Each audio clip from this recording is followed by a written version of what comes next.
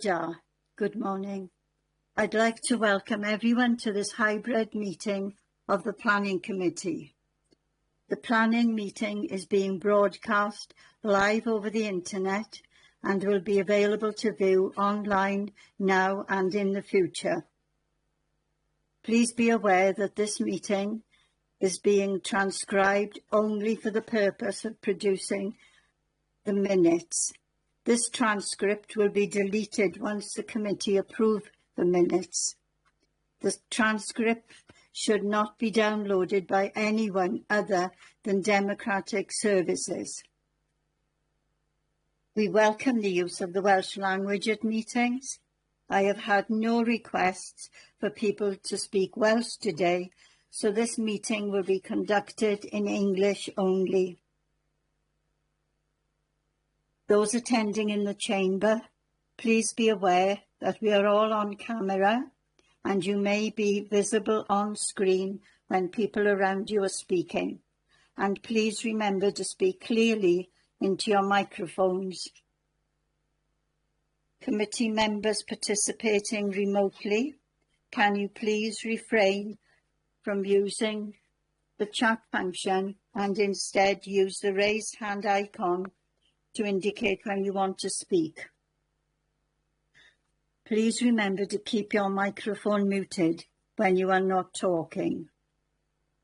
May I remind members that as per statutory guidance made under Section 4 of the Local Government Wales Measure 2011 and our normally adopted hybrid meeting policy, any member attending a meeting remotely must be able to be seen and heard by the members and officers who are attending the meeting, as well as by members of the public viewing the meeting. So can I ask that you all please use your cameras for the duration of the meeting. Right, we move on to the agenda. Agenda item 1, attendance and apologies. Rachel, do we have any apologies? Yes, Chair. I've received apologies from Councillors John Horler, Gaynor James and John James. Thank you. Agenda item 2, declarations of interest. Rachel, could you please ask members in alphabetical order to state whether they have any interest to declare? Yes, starting with Councillor Ashley. Yes, member of, item number 5, member of Cumbrae Community Council. Thank you. Councillor Steve Evans. None that I'm aware of, thank you. Councillor Carl Gordon. Nothing from me, thank you. Councillor Janet Jones. Councillor Mark Jones. Yeah, I might have a conflict of interest on main application up in Halloween. Being an old acquaintance of the applicant, and when we had the site meeting, I was advised not to go to that, so I don't know where I stand on this today. Hi, Chair, do you want me to come in and give Councillor Jones some advice? Please, Polly. So, Councillor Jones, if the applicant is known to you personally, I would suggest that you've got a personal and prejudicial interest in this matter and that perhaps you should withdraw from the meeting when we consider agenda item 4. But I know that declarations of interest are always for members to determine, so would you like to say what you want to do?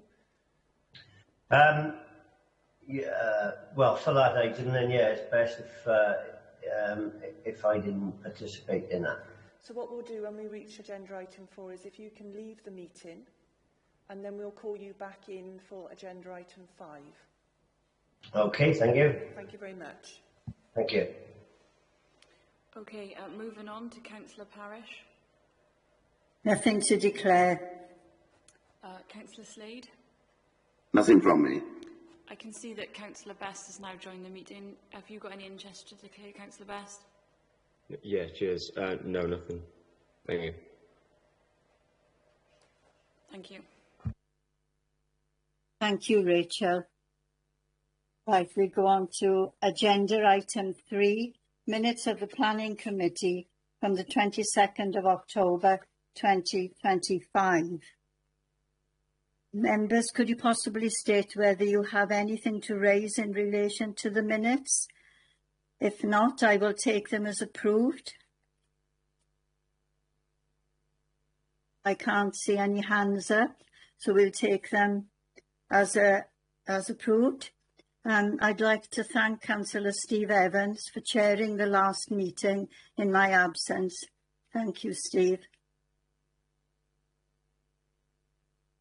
Right.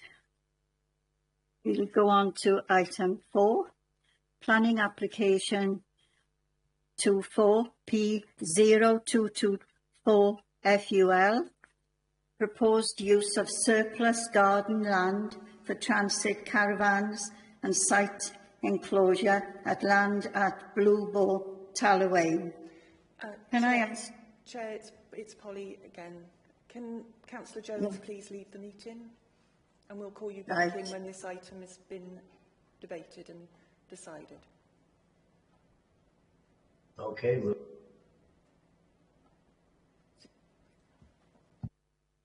Right, thank you, Polly. Can I ask Justin Jones, Principal Planner, to present the report, please? Yep. Good morning, committee. Good morning, Chair. I'll share my screen and hopefully you can see that. Yes, I can see it. Okay, good morning, committee chair. You'll recall we went to a site visit on this some time ago. The application site is in red as marked here. The applicant also owns land that is outlined in blue around here, and obviously members will remember from the site visit that there is a bungalow that's under the ownership of the applicant, sited around about there. If we look at the aerial of the site, I think there's a number of points that members need to be aware of. So as we talked about, this is the application. This is the area that's under the ownership of the applicant. This is the application site. There's two key points I want members to be aware of, Chair. You will see that this is the site that's been developed, but this isn't the site that's been seeking authorisation under this planning application. The site boundary is approximately around about there. This land that is occupied by the applicant at the moment is not under their ownership.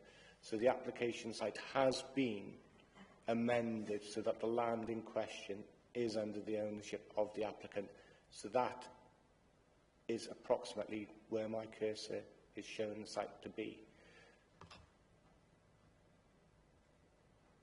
We look at the plans, as members will recall, when we went to the site visit, there were 6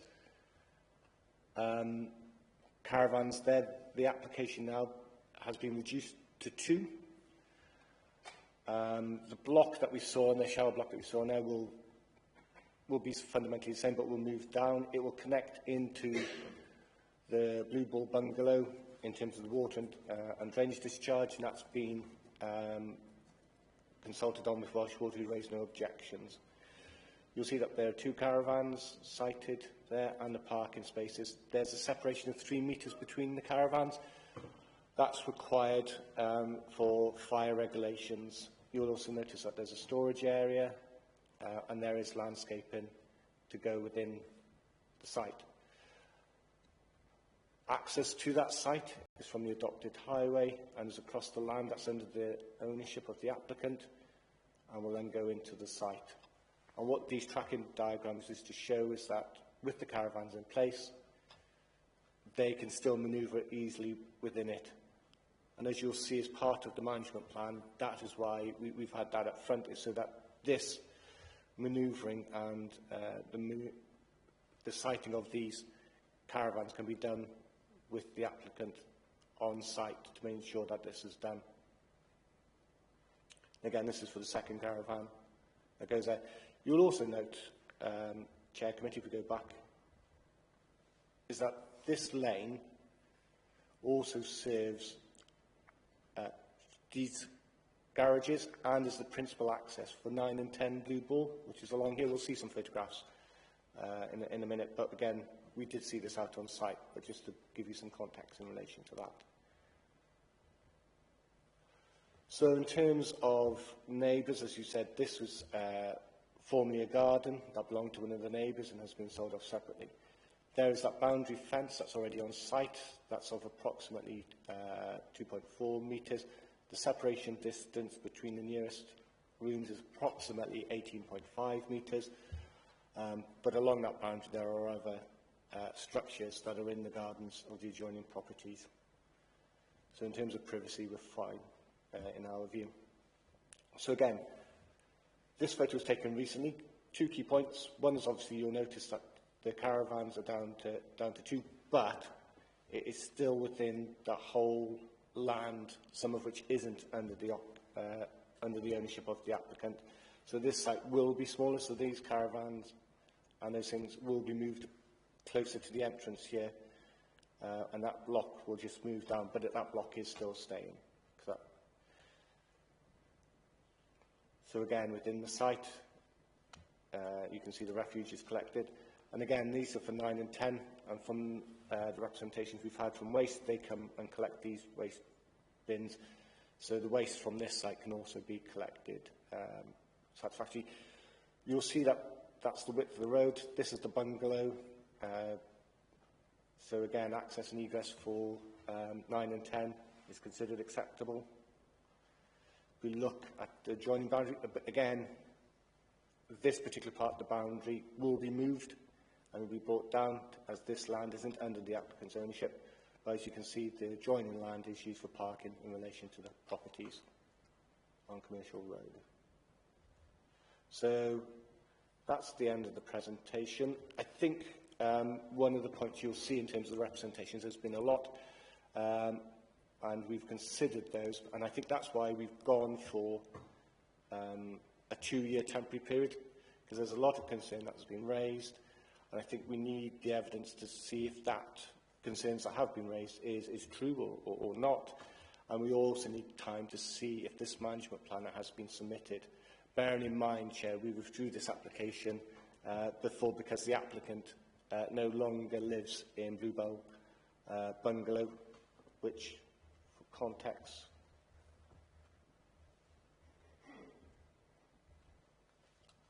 is this property here.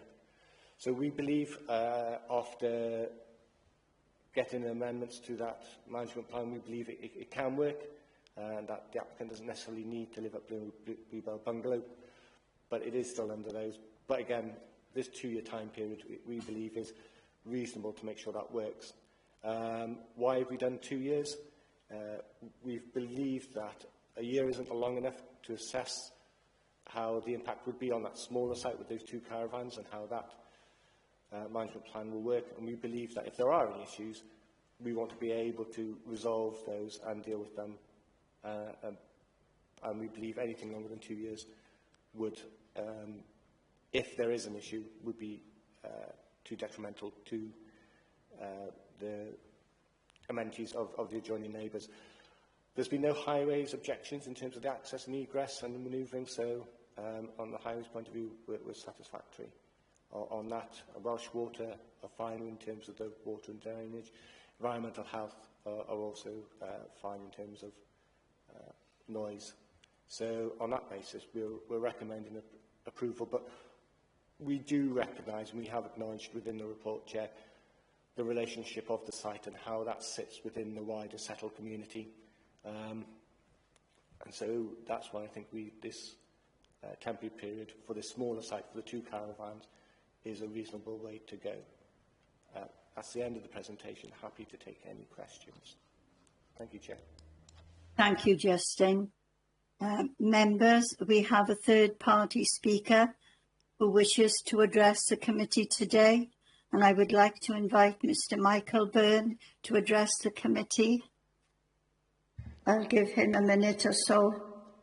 Chair, can I just note that Mr. Byrne is being supported by his daughter today, and they're both going to come to the front of the chamber, and his daughter is going to read out his words for him because he feels that he needs that support. I trust that's acceptable to you, Chair.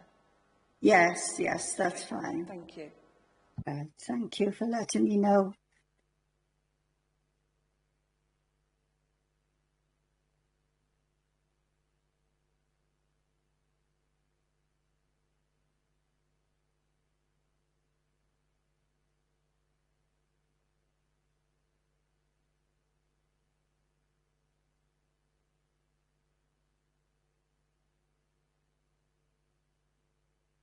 Right, I believe Mr Byrne and his daughter are in position.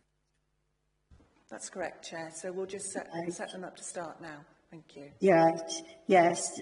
You will have 5 minutes to speak and you will be timed and you may start when you are ready.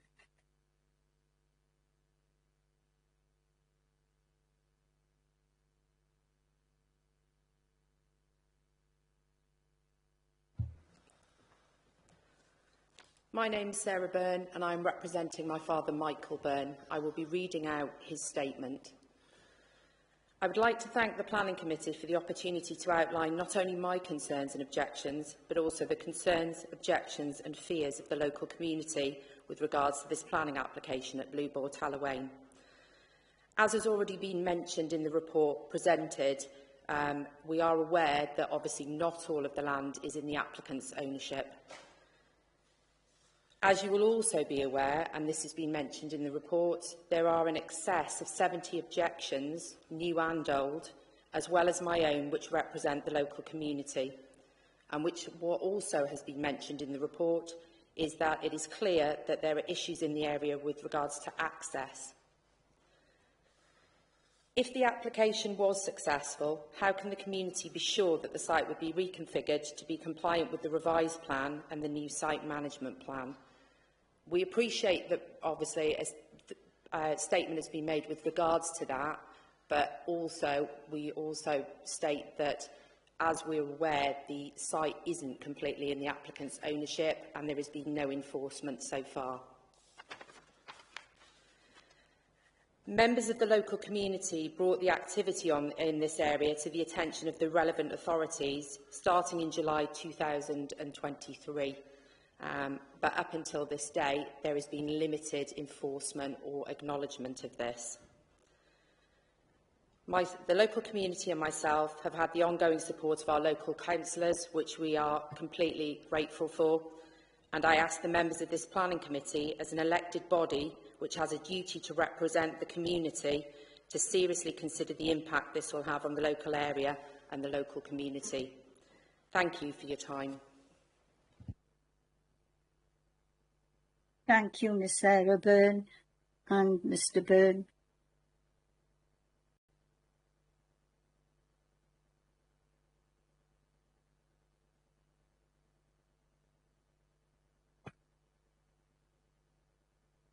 Right, I can't see any hands up for questions or comments at the moment.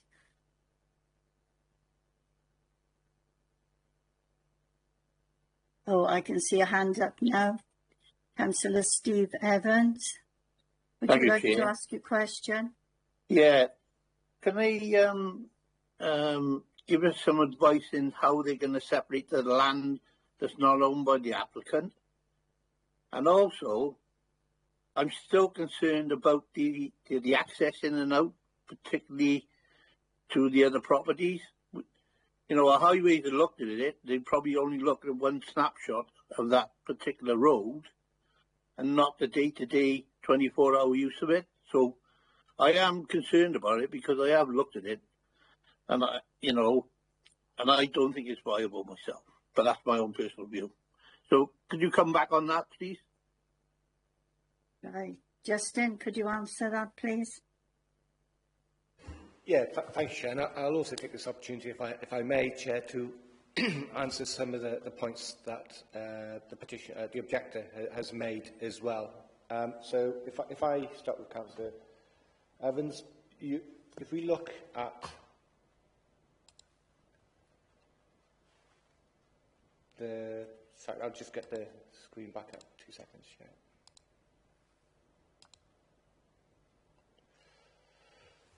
So, as you recall, Councillor Evans, on the site visit, and I think it's critical to mention that we haven't had any concerns in relation to the access at this moment in time from residents in terms of how this manoeuvres necessarily. There has been concerns raised about it, but there's been no evidence to say that that has been an issue, and I think that's one of the key points that I'd like to say to the public and to the objectors, is that during this 2-year period now, is if there are any concerns and any objective evidence that the proposal is causing an issue, then obviously we can go out and look and take the appropriate action as need be.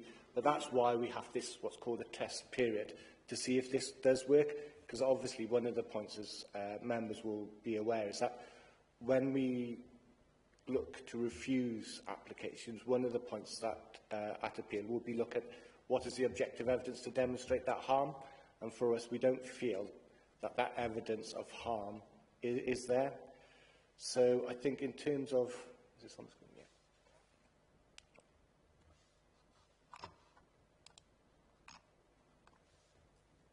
Yeah.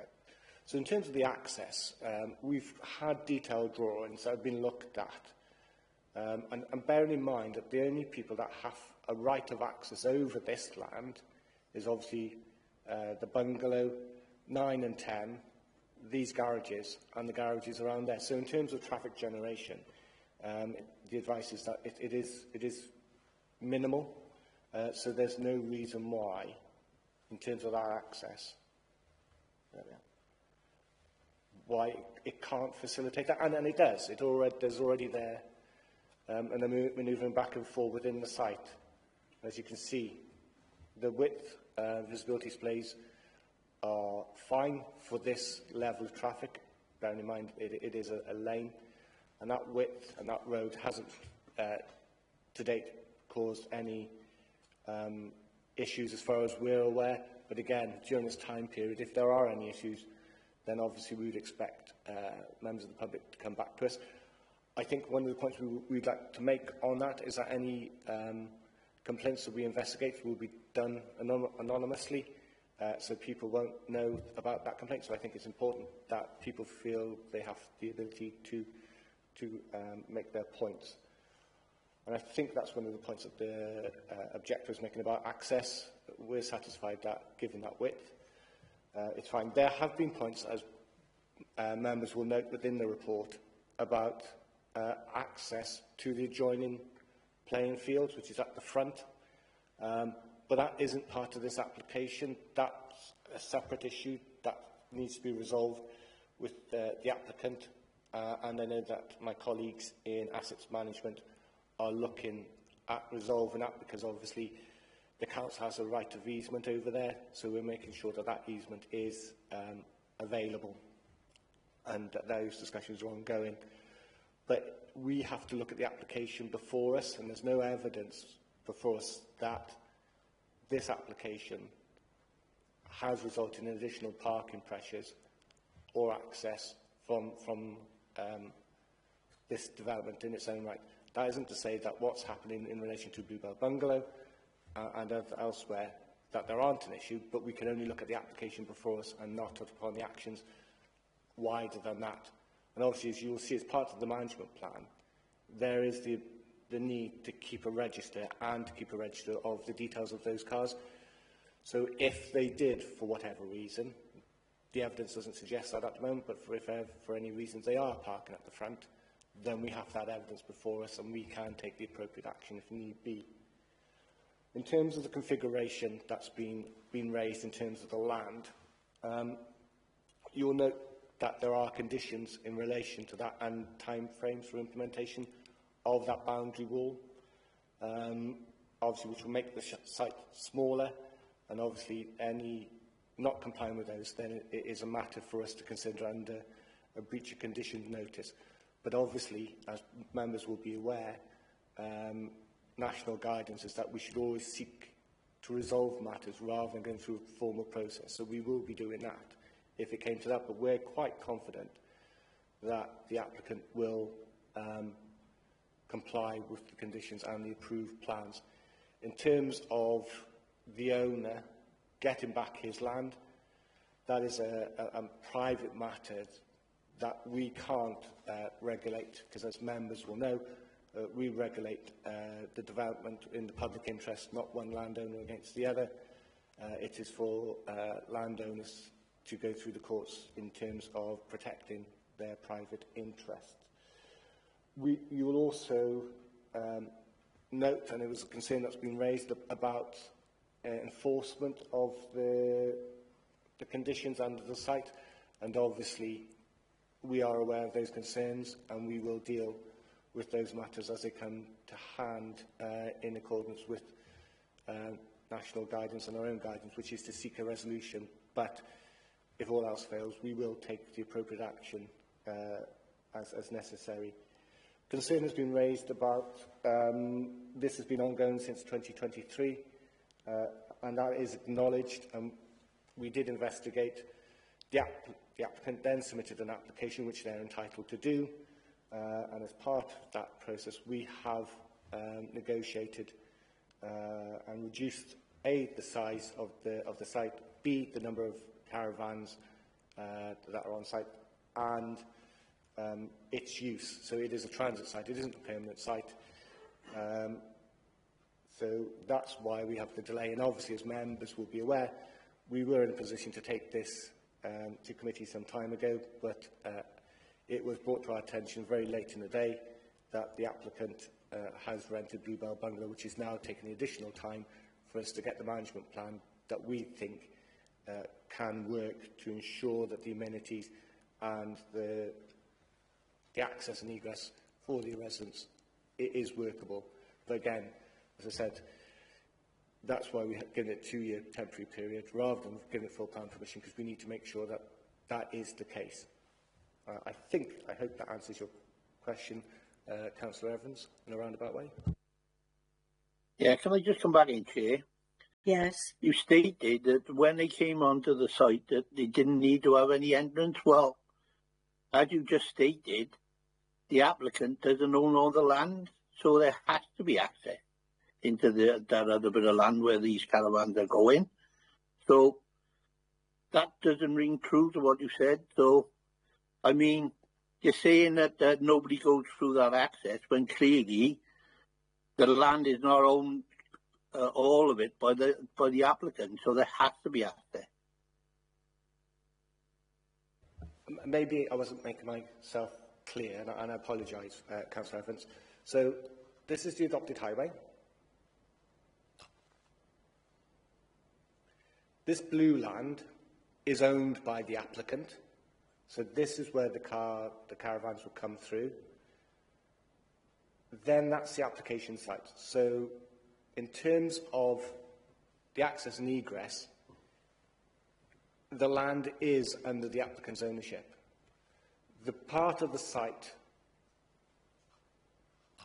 that isn't under his ownership, which is that bit there, is removed from consideration under this application.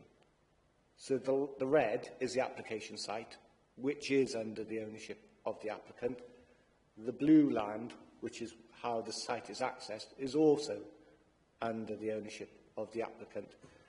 There are easement rights for those people that own the garages there, and for 9 and 10 Blue Ball. So they have rights to come across his land to get to their properties. But in terms of this application, he owns the land that the people will access and egress over. I hope that clarifies that point. Yeah. I'm still not convinced, but yeah. Oh, okay. Steve, I think Justin has explained it quite clearly. Okay, right, I can see 3 hands up now. Councillor Stuart Ashley, would you like to ask your question? Yeah, I might be going on to some of the territory that Steve's already been on, but apologise, Justin, if I do.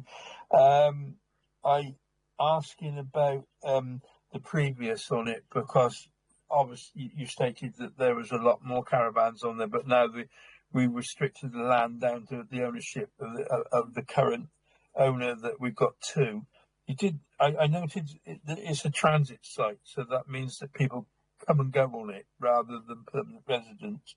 The other was trying to read my writing now. That road that goes into it, is that unadopted highway or adopted highway? It's a thing that a lot of members have fun and games with, because of whether we got any involvement with it or not, or whether it has been maintained by the applicant. It's always something that's interesting because obviously there's quite a bit of access on there. And then the last bit, we're monitoring it. How do we monitor it, and what frequency, and by whom? Obviously, planning clerk of works. Is there anybody else that monitors it? Bearing in mind that it involves travellers. Does our traveller service monitor it? I don't know. Is a simple answer. It's a simple question on my part. Can you answer that, please, Justin? Yeah, thanks, Chair. Thanks, Councillor Ashley. So in terms of the Blue Land, which is under the ownership of the applicant, it's unadopted. So, and this is some of the problems that we've had in terms of representation, is that historically, the properties along here and the hall have been able to go access and egress off here. The land was then sold to the applicant, and those easements that were sold in terms of the land registry only related to the bungalows and to 9 and 10 Blue Ball. And I believe, I'm not 100%, but I believe that there's obviously access for the garages to the back. But principally, it's not adopted highway, so it is private land, and that's where some of this confusion or representations come from, because obviously people have historically been able to come down that lane and then access and egress out, but now they can no longer do so because the land isn't under their ownership. So it isn't adopted highway. In terms of enforcement, that's another point that's been raised, and obviously as committee members will be aware, there's a finite resource we have for enforcement that covers the whole borough, but we are committed to do unannounced spot checks. I can't tell you the frequency of when those are, because obviously that'll be self-defeating, but we will also investigate, as we do with any complaints that come forward. As again, I'll reiterate, Chair Committee, that we would welcome any representations or concerns once this development is underway from the public, so that we can go and take and investigate and see how the management plan and the smaller site is working. Again, this is why we've been the temporary 2-year time period. Thank you, Chair. Thank you, Justin. Is that okay for you, Councillor Ashley? Okay. Right, we'll go to Councillor. Sorry, I did raise the bit about it being a transit encampment. I think that's fairly significant. It's not a permanent one. Yeah, I'll happily answer that as well, Chair. Yeah, you're absolutely right. It is a transit site. The reason it's a transit site is that it's too small to be a permanent site, as members will be aware. For a permanent site, they have to have their own independent blocks, and this site isn't big enough to do that. The evidence from the applicant is that there is a need for a transit site. We've only got the one transit site within the borough at the moment, so therefore this fulfills a function. That's why it's important that we have the management plan and we also have the registration, because as members will know, one of the conditions as part of the transit site is that residents aren't to be there for more than 3 months. The 3 months time period is come from the Housing Act, because that defines what is a transit site and what is a permanent site as an arbitrary figure. So that's where the 3 months come from. But yeah, again, one of the purposes of that 2-year period is to see how often it is used and the manner it is used, to see if it is justifiable going forward. Thank you. Chair, I'm going to have to withdraw from this meeting. I need to go somewhere for a couple of minutes. Okay, Councillor. I'm sorry, I'm sorry I have to do it now, but I can't wait. Yes, okay. Right, we've got Councillor Alfie Best. Next, Alfie. Cheers. There's just a few questions relating to conditions 10, 11 and 12. So this, the whole thing of that the site is operated and managed by the owner, and the owner won't be living on site. Given that is the first question really is the management of vehicles coming in and out, and the log that has to be taken under condition 12 feasible. I know it mentions in the report that bookings will be taken over the phone. Is that where sort of the information is planning on coming from in terms of the vehicle registrations and caravan registrations? And will that cause any issues if sort of a planned arrival time is different from an actual arrival time, or someone leaves earlier than expected? In light of the fact that the owner won't actually be on the site to manage that. And then really, if you could offer some clarity on condition 12, that sort of a log is kept of every vehicle registration and caravan vehicle identification number, along with the date and time every caravan arrives and leaves. Would that include the vehicle registration of every sort of car or van coming and going as well, or just those towing the caravans? And then just a question really out of curiosity on condition 11, about the hours the caravan can come and go. Just curious how these sort of conditions are monitored, whether enforcement work in those hours or whether it's on sort of like a responding to a complaint basis. Cheers. Thank you, Alfie. Justin, can you answer those questions, please? Yeah, thank you, Chair. Thank you, Councillor Best. In terms of the hours of coming and going, that will primarily be from complaints, and we can investigate that. And that, again, is why this 2-year period is important, because obviously the management plan, we need to make sure it works, particularly as you've rightly said, Councillor, that the applicant doesn't live a bungalow, but there is an expectation that in terms of people arriving and leaving, he will be there, or a representative of him will be there, and I think that's important, and that's what the management plan is seeking to achieve.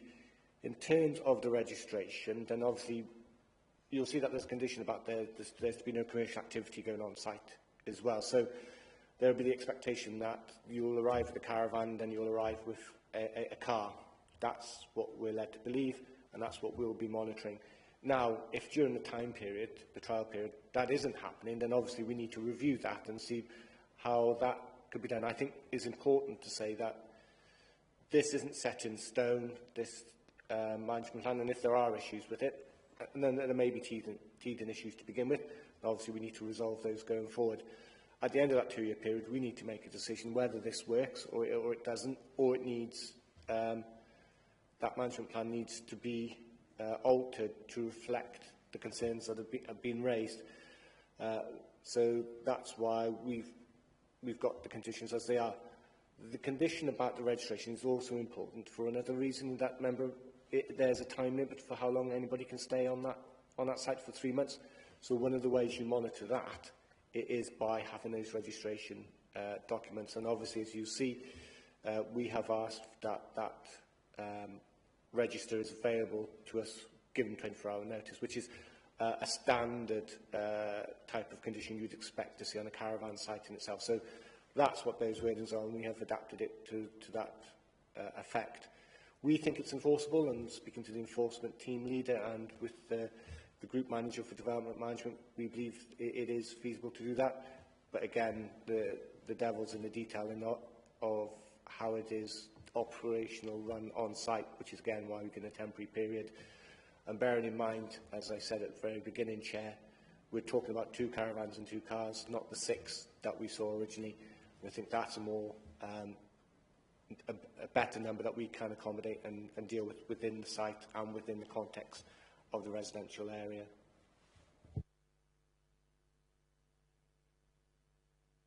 That's okay, Alfie? Yeah, that's great. Cheers. Thank you. Thank you. Right, I think someone from the chamber, is it Councillor Janet Jones? Have you got a question?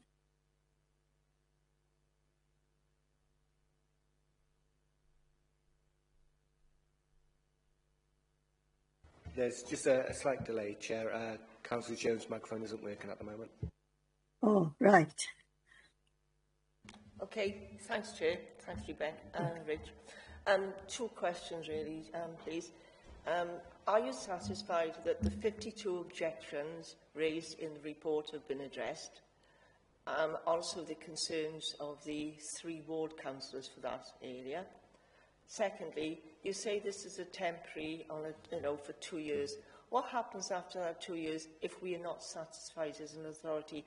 How will any mitigations be implemented? Because therefore it could take a lengthy period to, cause any restrictions. Thank you, Janet. Justin, could you answer it, please? Yep, they're very direct questions, and I'll try and give very direct answers if I possibly can. I think in terms of the first question, yes, I think there's a lot of points that have been raised in relation to other facts, other actions the applicant has taken in terms of blocking the access to the field, blocking the access for the bungalows, and to summarise, not acting in an enabling manner, and hopefully the applicant will reflect upon that and will seek to see if that can be resolved in a satisfactory manner. In terms of the field, obviously we have, as a council, we're looking to resolve that independently. There are a lot of anecdotal concerns about the type of relationship and that applicant. As you know, Councillor and committee, that aren't grounds in themselves to refuse an application. What we need, and as I said at the very beginning, is that, bearing in mind that the site has been up and running for some time, that hasn't come forward as far as we know, because it hasn't been brought to our attention. But we think that the smaller site with the 2 caravans can work within that site. We'll be honest with you, Chair, Committee, it's been a hard one to grapple with, bearing in mind the concerns that have been raised and the manner in which it was done initially. But we think that on balance that it will be satisfactorily controlled. In terms of the second point that you raised, what happens next in the chapter, it is one of that if the evidence is there that it isn't working, then obviously when the applicant comes in to remove that condition to make it permanently, then obviously we can refuse, it'll come back to committee, and obviously then we'll have the evidence to back up that refusal. Or if it's because the management plan isn't working satisfactorily, maybe we can tinker with that to see what we can do to do that. But as you rightly, I think you were alluding to, Councillor Jones, was that any refusals, they do have a right of appeal to the planning inspector at PEDU, and obviously that will take its time. But in terms of the use, I think we'd have to acknowledge that that would cease on the date that it said. But in terms of how we take the enforcement action, it would depend on if they appeal. But I don't know if you want to come in on that, Hugh. But the lawful use would stop on that date. I'll pass over to Hugh. Thank you, Justin. I've got to be honest, I share concerns with my rest of my colleagues.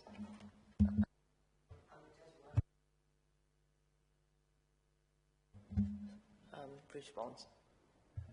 Chair, can I just come in just for a statement, really, more than anything else, just to assure members that there are a number of conditions on which are recommended if it were to be permitted for the 2-year temporary period, and those conditions will be in breached. Obviously, the planning enforcement section can look at those breach conditions and serve the relevant notices if they need to during that 2-year period as well. Right, thank you. Are you all right now, Janet? Understanding? Yes, thanks, Chair. Thanks thank you. And Justin. Yeah.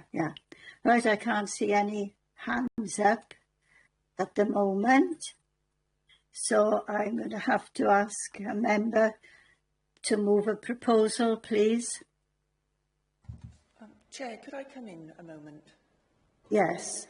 Can I just say that Councillor Ashley has been out of the meeting for a considerable period of time, so I don't think that he can participate in the vote. Because he has... I wasn't going to, and I'd have abstained if you'd asked me. Thank you very much, Councillor Ashley. Thank you. Right. Right. Is there a member who will move a proposal, please? I'm happy to do that, Chair, yeah. So you're proposing the officers' report, indeed, report? Yeah. Yes, yeah? Yes. Right, is there a seconder? Thank you, Carl. Is there a seconder? I'll second it, Chair. Thank you, Alan. Right. Rachel, could you please ask members in alphabetical order to state whether they are for, against or abstaining? Yep, so starting with Councillor Best.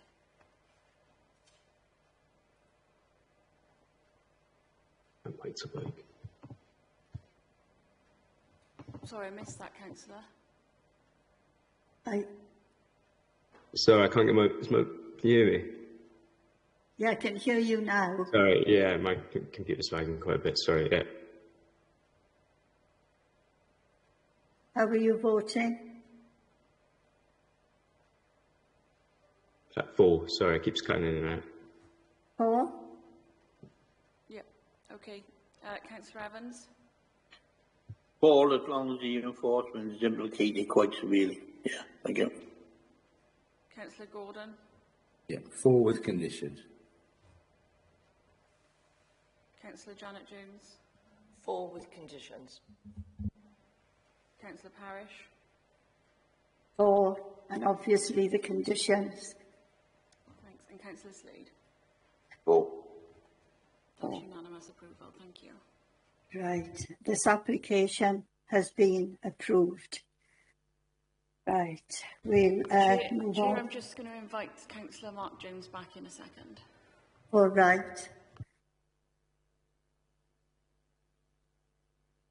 Apologies, Chair. All right now, thank you.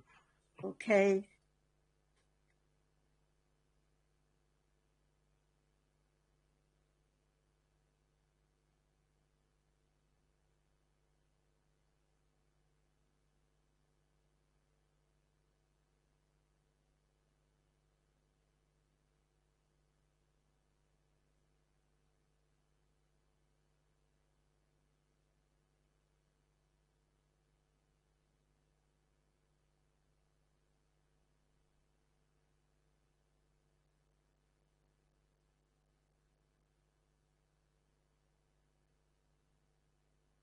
Right, okay, Councillor Jones, you're back. Yes, I'm back now, thank you, Chair. Right. We go on to agenda item 5. Planning application 25P0296 FUL, and it's the demolition of existing building and proposed development of 29 dwellings, access, landscaped amenity area and associated works at former Lidl store site, Woodland Road, Cwmbran. So can I ask Justin Jones, Principal Planner, to present the report, please? Yep, thank you, Chair. Hopefully this will come up on your screen.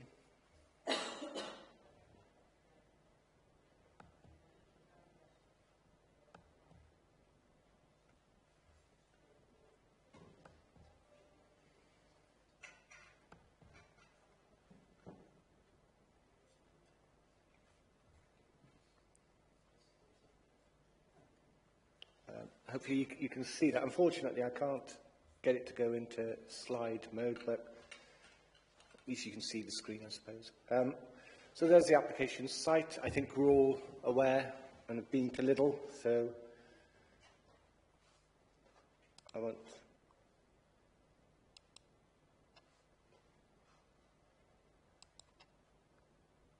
Yeah, I knew it would work eventually.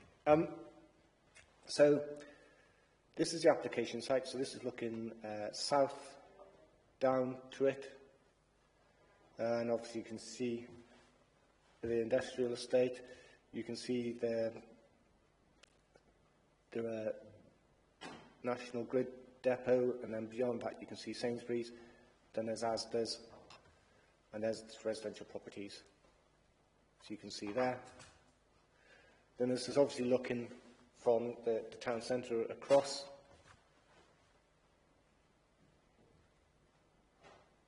So if we zoom in a bit more, so this is the application site, and as you can see there's the existing pedestrian island.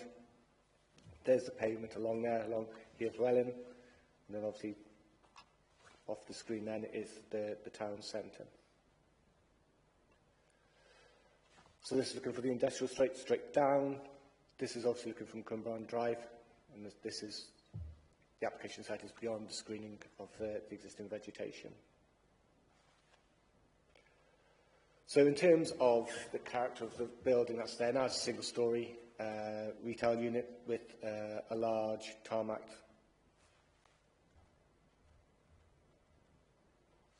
car parking area with access off Woodside Road.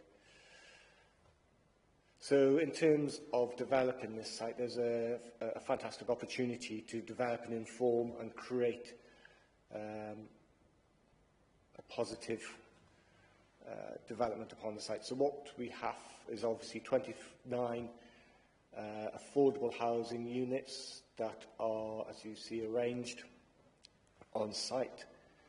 The parking is like a semi-forecourt, but it's close to it. So these are the flats, these are the houses, and you can see the parking is close to it. And then the SUDS feature, which is an attenuation basin, 900 mil in depth, to fill up to 600 mil. And critically, you'll also see that there is landscaping that enhances what's already in sight. So we keep the existing boundary vegetation, and we add hedgerows, trees and hedgerows around it. So they act as two functions, one as part of the SUDS scheme and one as ecological features as well, to promote the ecology of the site as well as a visual breakup of the hardscape. The proposal is for the road to be adopted within the site, so the highways, waste management can come in and collect. Oh, what's going on there? This is obviously the site at night.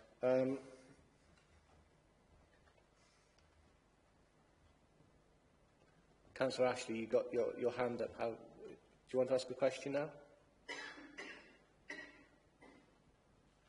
Later.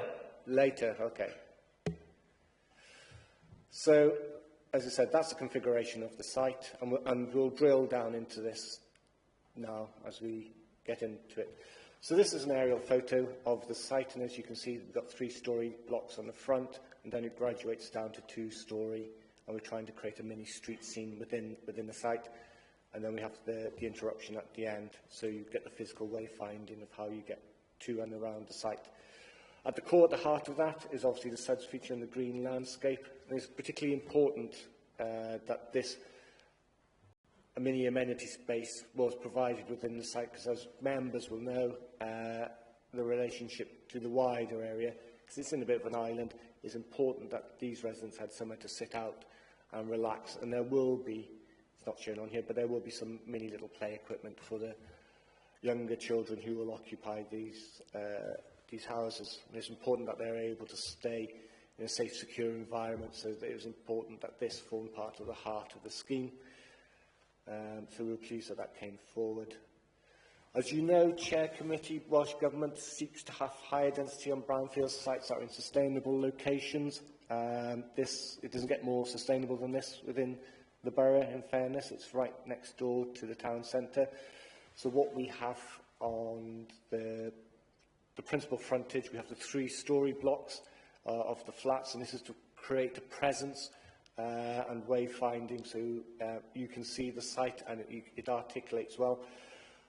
The language of this building and how it talks to the surrounding area was important. Again, it's very industrial, as we saw to the north of the site, and then we've got very commercial to the east. So it had the ability to create its own language and its own articulation within the street scene. So that's what we've got here. In terms of materials, they've gone for brick. I think that was the right choice because there's a discussion between brick or render to break up the mass. And I think that render doesn't always work particularly well on weather,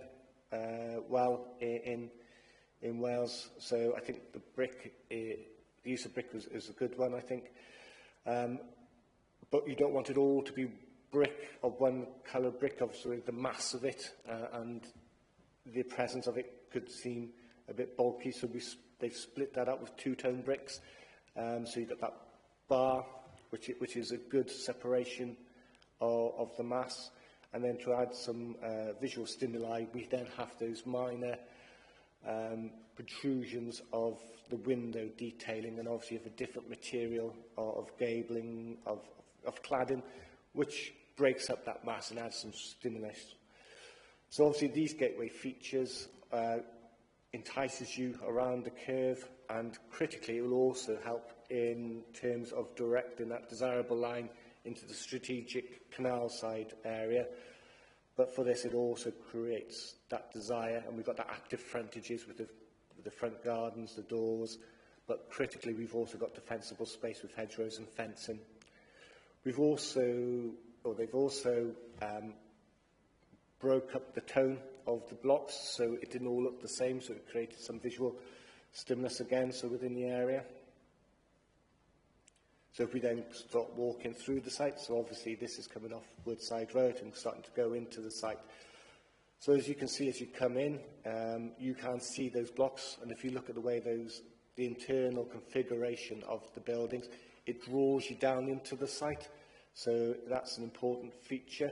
One of the other points that I think you'll notice, Chair, Committee, is that we haven't delineated the space between pedestrians and cars as you get into the site. So it's more of a shared space. I think that's important so that those that are driving clearly can define that this is becoming more residential rather than a road. And that's something that's encouraging manual for streets too. So as we go into the site then, as you can see, we've got the parking spaces, we've got the different materials that are used to delineate the public and private spaces, and that is then reinforced with the hedgerows. I think you will also see that we've also got the doors, and we've got the numbering, so it creates a presence so you know where you need to go within the blocks. And then obviously what you see there is obviously the SUDS feature and the amenity space within the site. Again, it's within easy walkable distance for all residents. It's overlooked, which is also important, but it also acts as a key feature, breaking up that hardscape of hardscape. So as we go down, we've deliberately tiered the buildings down to 2 stories, so become more residential and human in scale as we get within the site. So again, that graduation is important in terms of the urban grain. And again, we've taken some key features from the front to within the site to help with that wayfinding and articulation. So what we have is those hedgerows and those fencing, again, giving that defensible space as we go through the site. And again, the blocks, as you can see, they're coloured differently, so again, it helps with that wayfinding and creating that internal character, which is important when we try and create an urban scape that doesn't exist. So in terms of the wider context, it's important that the buildings respond and positively to its context and doesn't seek to dominate unnecessarily. So what we have here is that, as you can see, this is from Llywelyn Road. You've got the chip shop, you've got Cumbrian Drive. Now, as you can see, Chair Committee, that this sits comfortably and it works with and responds to the landscaping. But again, it's of a discrete nature that you can see where the buildings are, which is important when we're trying to find where we're going to, especially in the wider area. So it doesn't seem to dominate, it responds and is polite in its nature in terms of the wider context.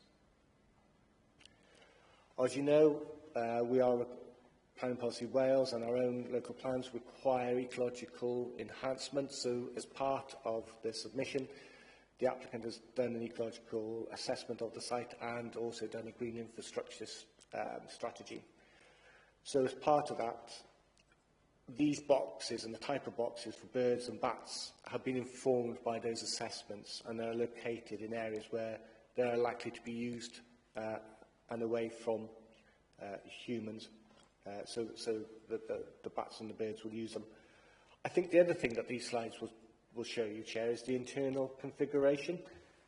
As we said at the very beginning, these are affordable housing, so as part of that, they have to meet the latest internal standards, which are the WDQR standards, which are set by Welsh Government, and these meet them. And as you can see, that the layout and internal circulations does allow a good aspect and a good internal size configuration. You'll also, and I think it's important to note, as it's done within the report, that as these are affordable housing, that fuel poverty in terms has been considered. So we've got solar panels, we've got the fabric of the building will ensure that they're energy efficient, which is another important feature of the development. And again, this shows you the layouts of the houses, as you can see there, and it also shows you the ecological features that we're putting on. Again, this has all been informed by the ecologist reports that have been submitted.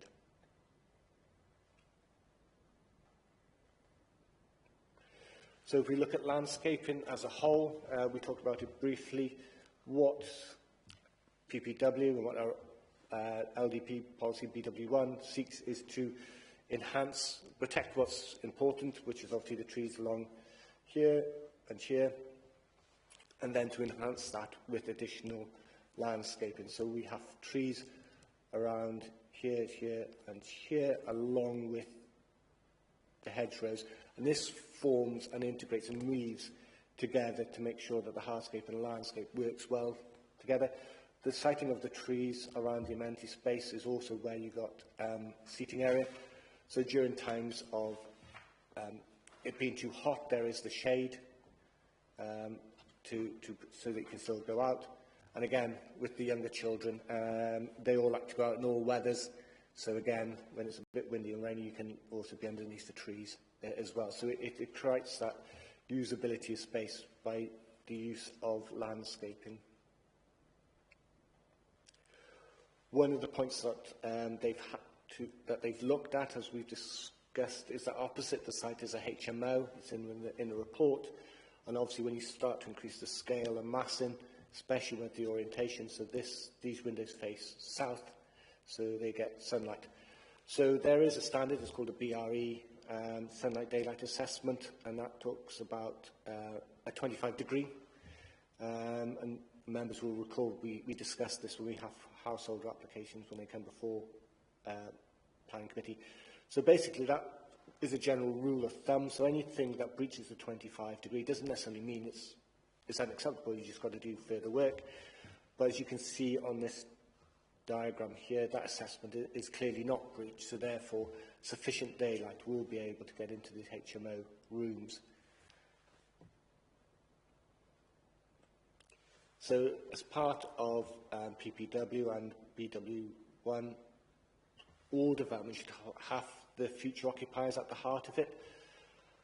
As members will be aware and appreciate that we have Combined Drive, and we have Woodland Road, and we have Heel Llewellyn, which are all very busy roads. So as part of the assessment, they've had to undertake a noise monitoring assessment, and I'll walk committee through what we see on the screen now so that it makes sense, hopefully. So they've done monitoring, and it's been done in line with the British standard, and it's been done over a number of days, weeks, different weather conditions. The outcome of that report is, as you see here, so obviously the red. So what you're looking for in terms of meeting acceptable noise standards, they're set by the World Health Organization. So what you're looking for outside areas, they shouldn't be no more than 55 decibels. And then internally, the upper limit should be around about 45 decibels. And during daylight, that should be around about 35, at night time 45. So what you see here, the red areas, is where, without any mitigation, the site breaches those guidelines going forward. So in terms of the internal configuration, the noise assessment has made a number of points. So where you see the blue, that needs additional acoustic glazing, plus also needs the fabric of the building to be reinforced as well, to make sure we hit those internal dimensions. And the acoustic fencing around the outside, 2.4 metres in height, ensures that the external areas would meet the 55. Now, what the model has highlighted, and I want members to be aware of, that plots 14 and 15, whilst the model suggests that they can be fine, there will be occasions where that limit of 55 may be breached. But we've spoken with the Environmental Health, and they've taken that into account, and on balance, they raise no objections, subject to the condition, and I think it's a critical condition, Chair, Committee, if it is approved, that we have the internal readings before these houses are occupied to make sure that they meet the standards that are set within the noise report. So as part of the Section 106, we've talked about that they are going to do some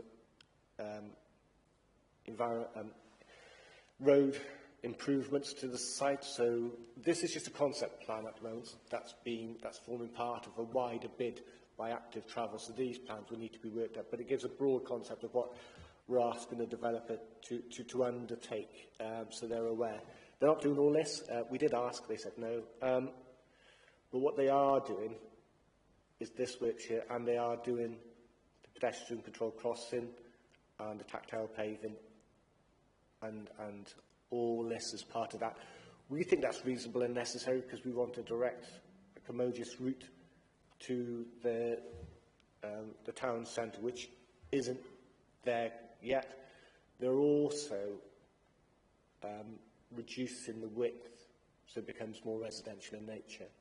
Members will know that outside the site already there are parking restrictions, and it's also, the parking restrictions are no loading or unloading, which is a higher threshold than just a normal no parking on the site. So we're comfortable that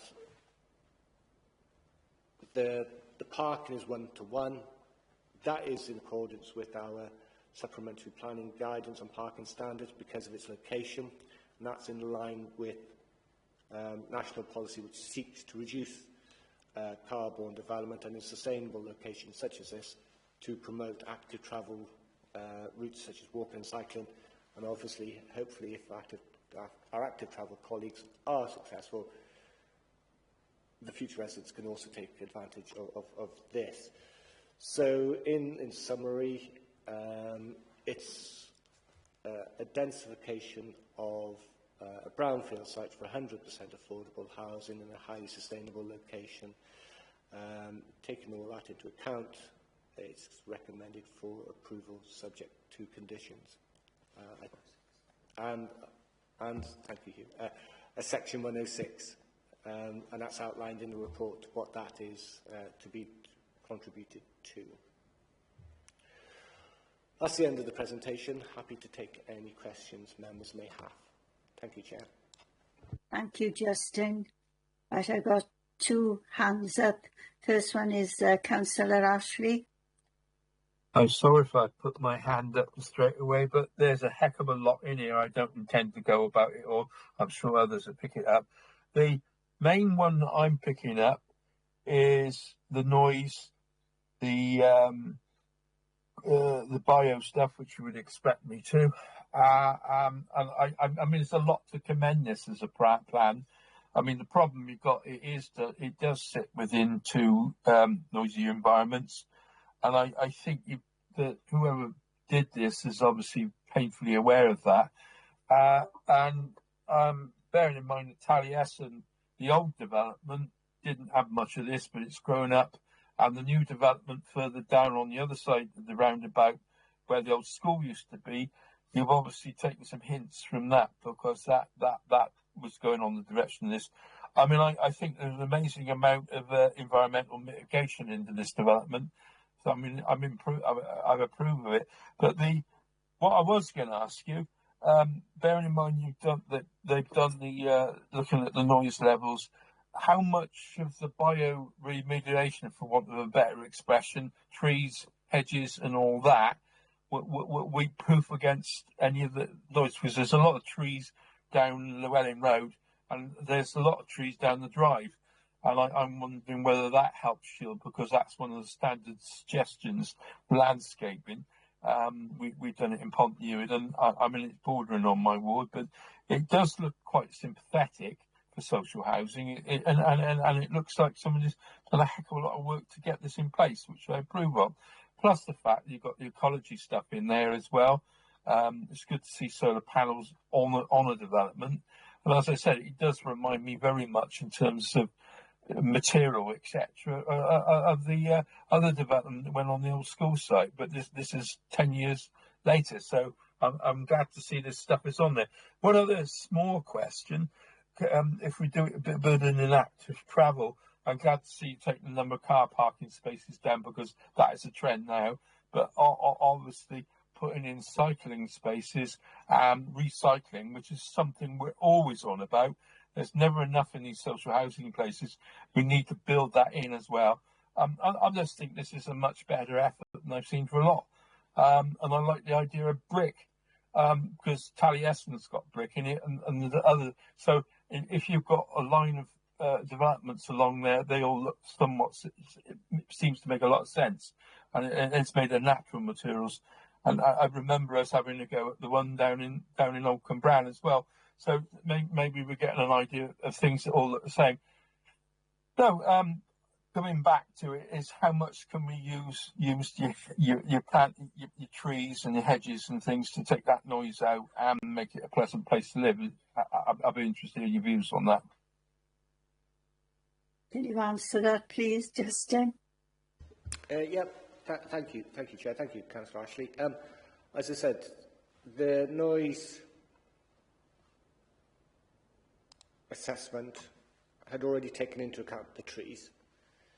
So, as you saw, I'll bring it back on the screen for you. So this is already taken into account. So this is as is. They've been out on site, and this is the noise that comes out. So obviously, as you can see, the red area reaches the site, and so that's already with the trees on site. So they had to do the fence and acoustic fencing. But what I will say in relation to that, Chair, is that it is important that that acoustic fencing didn't undermine the trees, and given the levels, we're comfortable that it won't, because they're elevated. So it's working with those trees, and it's to make sure that we get to this, which is where we want to be for that outdoor space, and those trees still remain, which is an important factor. I have one more ecological question which I meant to ask you. I know where the Cwmbran Brook goes because it wanders down through my ward. It's got an amazing track, but it does come down the side of this. Is it secure from flooding? But I have to ask that question because it wanders under the town centre and comes out Avon Lewis, if I remember rightly, somewhere over the other side of the town centre. I'm not sure where it comes out these days. It's piped in the town centre. Is that safe, that there, on the 1,000-year speculation? Yep, so if I bring up the plan. So as the reporters suggest that we have got a brook here. It's the Cwmbran Brook. Yeah. It actually starts on Pontnewid School playing fields and it comes down off the mountain. We know where it goes. Yeah, so quite a history, that thing. But in terms of the site itself, it doesn't flood. So the site itself isn't within a Town 15 flood zone for tidal, fluvial, and And in terms of surface water, there's flooding, as the report said, around about there, but that's due to the amount of concrete that's already on the site. Yeah. And then it did acknowledge that the brook does flood, but critically, it doesn't flood within the site. However, notwithstanding that, Chair, what the developer has done, as a precautionary principle, because there's no evidence that it will flood within the site, is that we have the gardens there, so the buildings themselves don't flood. And if, in the very unlikely event that there was any flooding, but as I said, there's been no evidence that there has, then that design has taken that into account, because it would be the bottoms of the gardens that would be flooded. But again, they've only done it as a very precautionary, taking into account climate change. So the site doesn't flood, is the short answer. Thank you. Right, thank you. We've got Councillor Evans next. Thank you, Chair. The question I'm more along is the 106 money. We're looking to do some work coming into the entrance, but going across the way the chip shop is, there are small business units, and there's the main road to a further housing building further on up. So are they looking to improve that as well? Because that probably needs doing at the same time. I think on the point of Section 106, as members will be aware, there are the tests necessary related to development, proportionate, and it has to be linked to the development. So I think what we're trying to do, as we've shown on that drawing, Councillor, is that there's already an access that can go over to the fish and chip shop already. That road is a no-through road, so that is, in terms of traffic generation, it's not going to be significant, notwithstanding that there are traffic that goes up to the industrial estate just to the north. But we've got to see this as a wider project, and obviously, as I showed you on that drawing, is that there is a wider scheme that needs to come forward. So it's all about proportionality. There we are. So there are wider schemes that hopefully we'll get the bidding for. So we see this as the main access for them to get into the town. They can go that way if they want, and up to the lights there. But again, bearing in mind we're trying to use active travel and get people walking and cycling, we see that this is probably a better long-term solution. But in the short term, we want this, and that's what they're willing to pay. And I think critically, Chair, you will note that this has to be in place before the properties are occupied. So we've got that trigger to make sure it comes forward. But I don't think we could argue reasonably that any wider scheme beyond that it would be necessary for the development going forward. But again, working with active travel, we'll have to see what wider schemes that we can get grant funding for, that hopefully the Section 106 can help them with. Did you want to come in again? Yeah, just to say, the reason I brought that up, it's quite a busy junction. Not just going into the old Lidl's, but it's going to the right, particularly for the chip shop itself, the industrial estate, and a big housing complex, which is further on up in that road. So that's why I raised that. I'm the ward member, perhaps Alan would come in on that. Right, thank you. Councillor Janet Jones, have you got a question?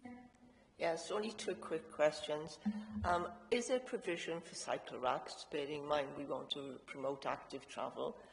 And secondly, will there be storage for the red bags and the blue bags? Because we're trying to get more efficient rather than having them on pavements, etc.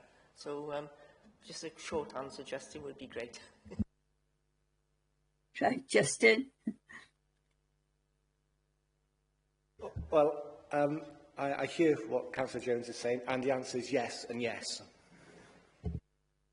Thank you. That was quick. Right, we've got Councillor Alan Slade, got a question? Yeah, thank you, Chair. I've got more than one question, actually. The first question I've got is with the Section 106 contribution.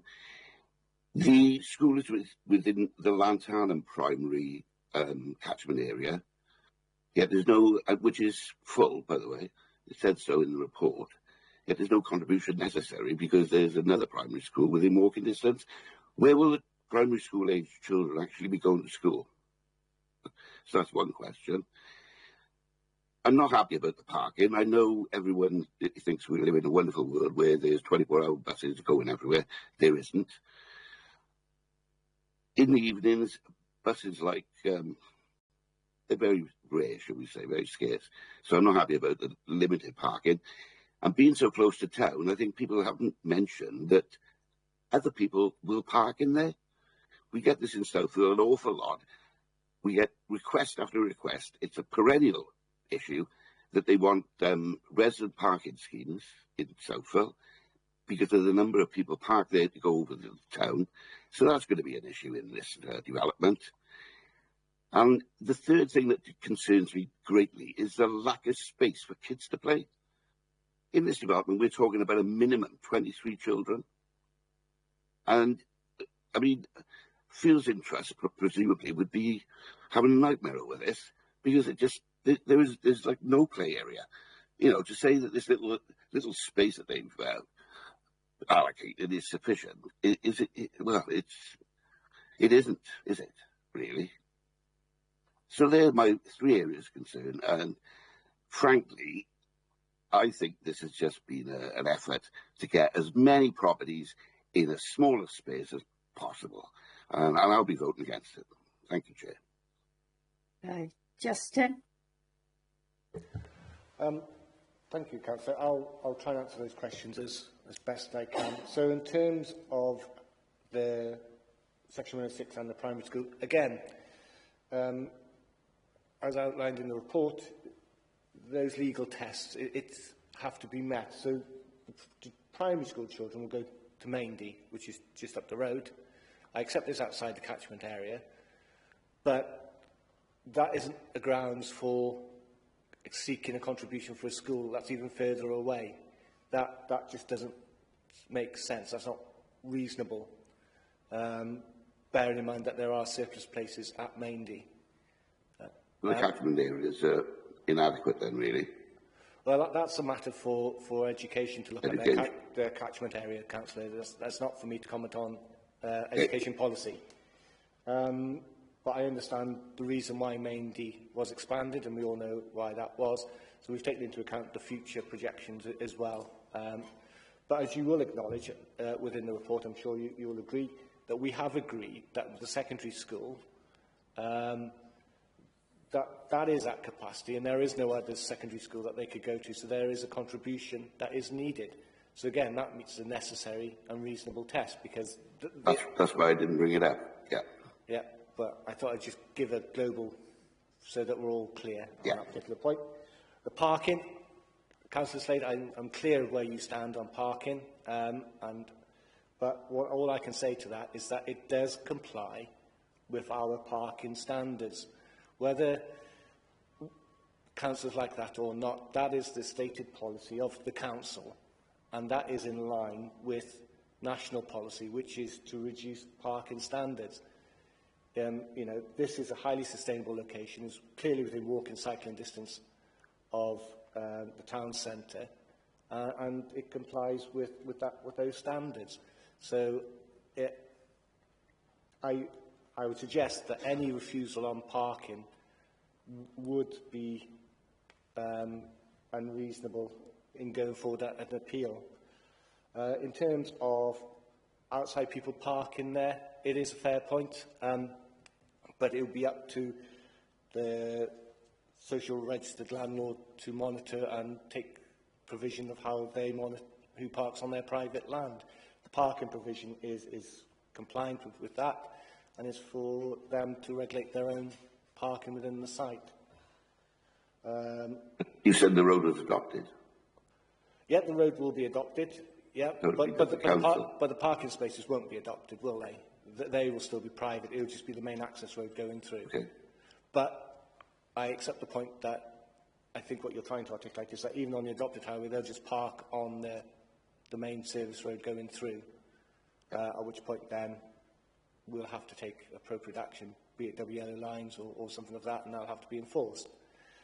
But again, that isn't an issue that's been raised by highways, but I do accept the point that as ward councillors, you experience this within your wards. In terms of the amenity space, we accept that, and you're right, it is small and it is below the guidelines, so there's a fine balance between the need for affordable housing and on-site space.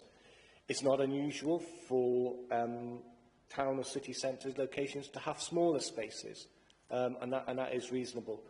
But I think, in our view, we believe that feature is, on balance, taking in regard to everything, acceptable, having said, as you rightly said, Councillor Slade, that there will be families on this site. And there had to be a compromise, and we felt that this was it. But there is the amenity space there, but it's obviously up to members to take a view on how they want to take that forward. Right, thank you. Stuart Ashley, Councillor Ashley, got another question? Yeah, I have. I didn't realise the 106 was going to provide the linkage to the road going up. I mean, the other point about schools, Maindy is literally just across the road. I mean, I can't see the point of going all the way down to Llanfarnham School from that site. The other point being that the main road onto the site, half of it belongs in my ward. It's actually part of Pont Newydd. Carebel and the chip shop are in Pont Newydd. We've got another chip shop that people forget about in Pont Newydd. That little area there is part of our ward. So is the house and multiple occupation. There's something that happened that's there. The improvement of that path into an active travel route with a Pelican on it going across to Maindy. There's a back door into Maindy down there as well. It's literally one of the best places I've ever seen to go into primary school there. So it makes a lot of sense for people to go to primary school there, not halfway across. So I don't know what the worry is there. As far as it's also one of the best places for doing active travel in the borough there.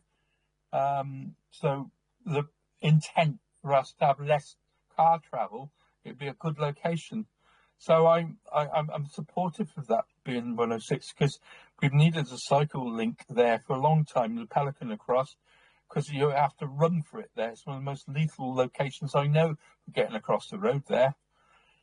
So, although not directly in the location, getting across from, and Steve mentioned it, getting across from the junction where Page's Chip Shop is, and that location, getting into the town centre, even the fact that there is a crossing there, if they can improve that, we attempted in the past to try and regulate it. It's still lethal. I've seen accidents there, and going further up and getting into the main route to school, I don't know whether children would go to secondary from there because Crossy Tiliargo or Fairwater, it's equidistant from both of them.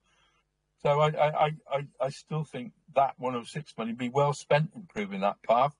Plus the residents of Carebel would love that because there's a fair few mobility scooters in there. So and whether this site has got mobility scooters and people in you know, again, if it's got that sort of set up, I even forgot about access for people with mobility scooters. It's a good place for people with disabilities to live, because you don't need to negotiate too much. So there's some considerations there as well. Can you answer on that one, please, Justin? The ground floors of flats could have mobility scooters, and I think, if I can share my screen. Yeah.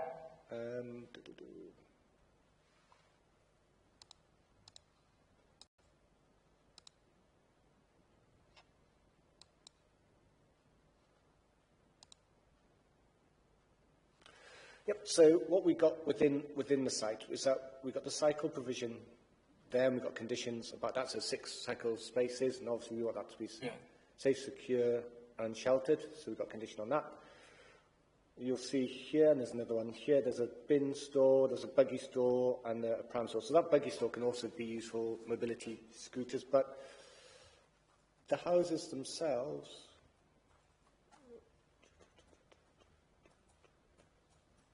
on the ground floor at least, or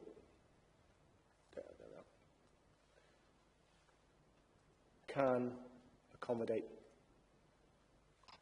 buggies, mobility scooters, if necessary. That's part of the WDQR compliance, is that the house has got to be dual occupancy at the ground floor level. So, because obviously it makes it available for as wide people on the waiting list as possible. As you've seen, quite a few of the number units are 1 bedrooms, and also, as you saw within the report of our waiting list, there's 3,088, I think it is, on the waiting list, 1,000 of which, about half will need in 1 bedroom accommodation. So this will meet some of that requirement. Yeah. Okay. Right. Thank you. Thank you. I can't see any other hands up, so I'll have to ask again for a member to move a proposal, please. I'll move it, Chair. Thank you. Seconder? Yeah, go on. Councillor Evans? Yeah. Thank you. Rachel, could you please ask members in alphabetical order to state whether they are for, against, or are abstaining?